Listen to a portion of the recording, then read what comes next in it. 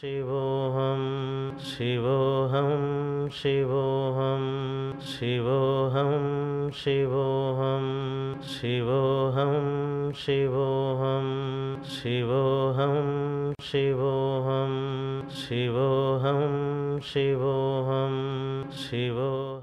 Does Batuk Bhairava sadhana equivalent to Hanuman chalis? Can it protect me and my family from any types of harms and dangers? They are not equal, please understand.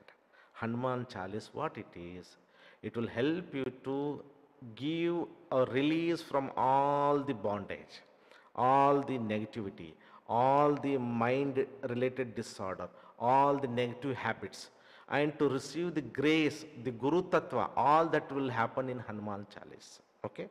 Here, Batuka Bhairava, what it is, he is helping to remove the fear, give up protection, awaken the Kundalini, protect you from lower minds, and all of that.